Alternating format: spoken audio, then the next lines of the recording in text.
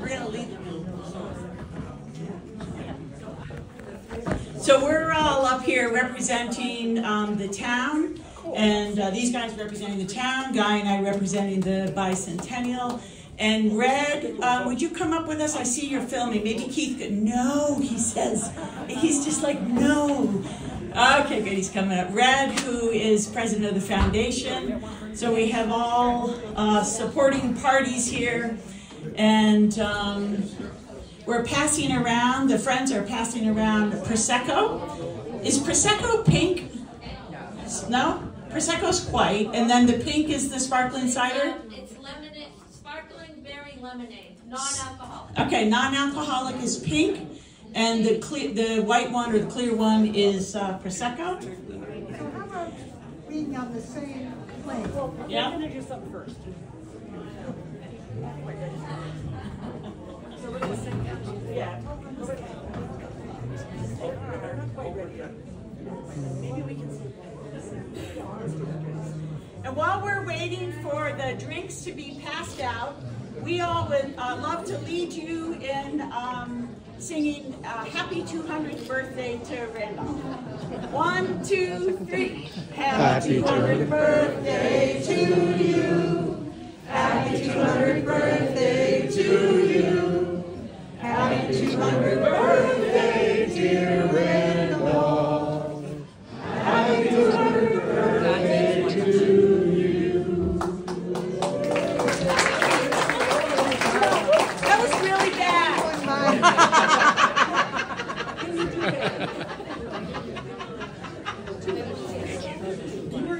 We need some real singers. But it was heartfelt. Could you move down so you're not covered by the podium? Yes, yes. Okay, that's great. Do we have the quilt?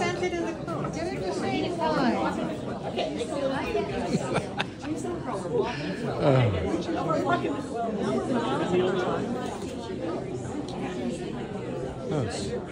I should have the non-alcoholic. May I have that? May I have that?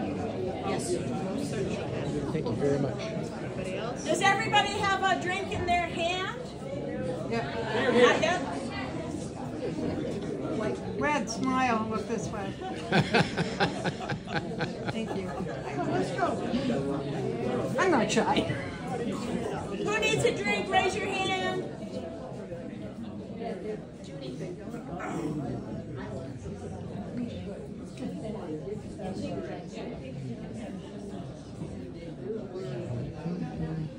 I would like to propose a toast.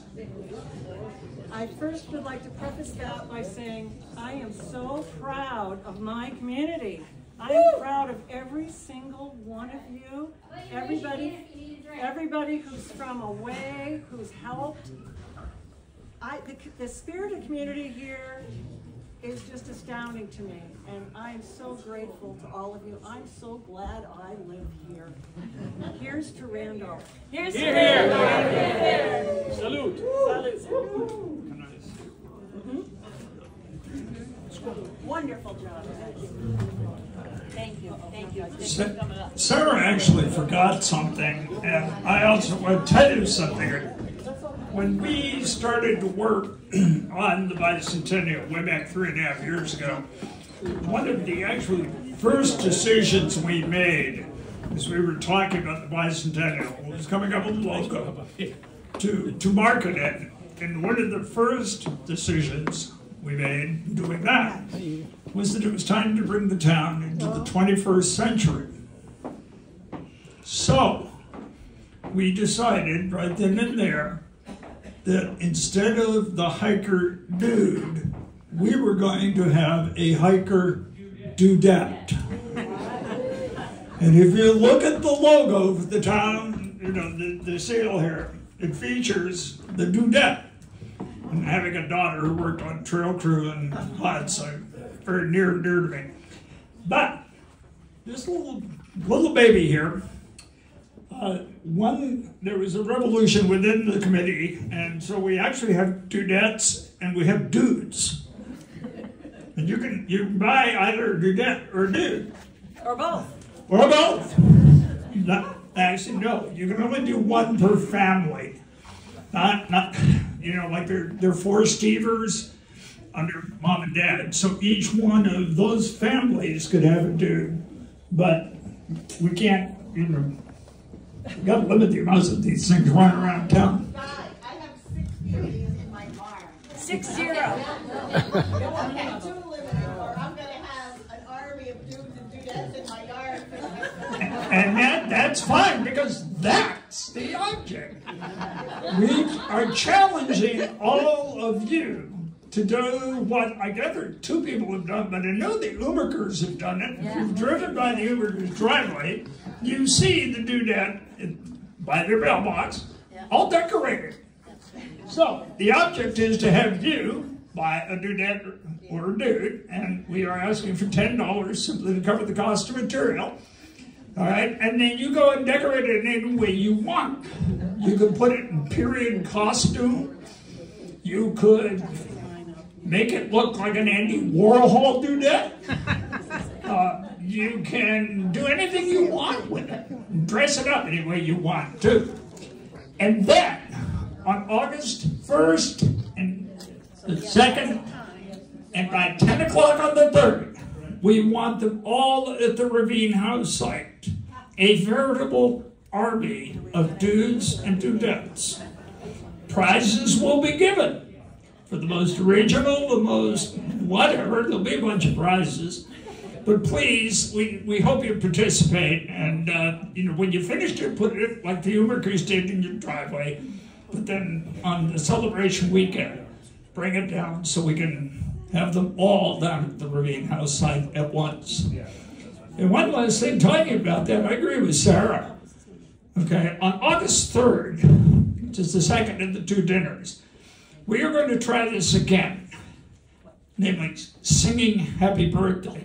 And if we are going to make The Voice next year, or America's Got Talent, work on your singing, let's make that a much bigger version. Thank you all very much.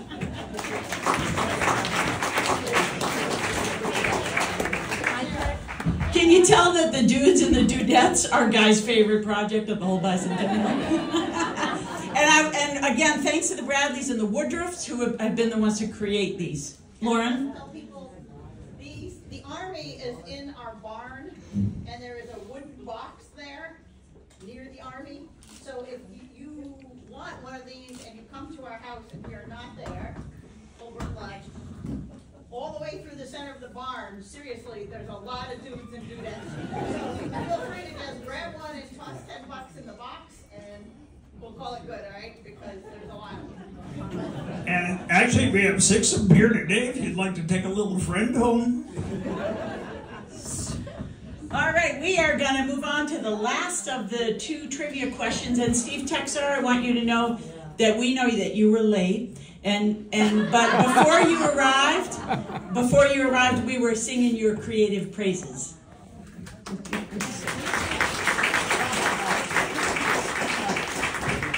And I forgot to mention earlier, you have plates in front of you. That's what you're going to use to get your cake. There are 8 beautiful homemade cakes over there on the table that we're going to be cutting up. And so the plate that's in front of you, there's forks over there on the table. But okay. Let's see. Okay. Next question. Who was the manager of the Mount Crescent House in 1932? Bradley Cutler. Yes. Woohoo! Right on. Bradley F. Cutler. Okay, Barbara. Good. Come on up. All right, there's only one person there. Okay. Oh, I think this is a great question. I think someone in the audience might know it, but where was the winter home of the Boothman family when the Mount Crescent House shut down for the season? Who said that first? Edith. That seems like... I had a feeling they would know that. Okay. Is that it? Is that all? 1, 2, 3. Okay. Okay. Anyway, and I talked to Sarah Glines, Boothman Glines. The photos on those cards, a lot were taken by Guy Shorey, but the ones that are labeled Winston Pope, those were all staged. He staged his photographs. Guy Shirley did not stage his. I thought that was kind of interesting. And you can see the comparison of the two different photos on there. Okay, I guess that's it. Thank you. Thank you, Yvonne, for thinking up that contest. And, oh, I thought you wanted this, but she wanted her Prosecco. I want my Prosecco. And thank you again to the Friends of the Randolph Public Library for putting this on for us today. Thank you to the 9 cake bakers. I think we had 9 cake bakers. Thank you all very much. They're gorgeous. We'll all have a piece of that. Thank you to Judy Hudson for being with us today and for writing that beautiful book. And congratulations to everyone assembled on Randolph's 200th birthday. Thank you all. That concludes our program.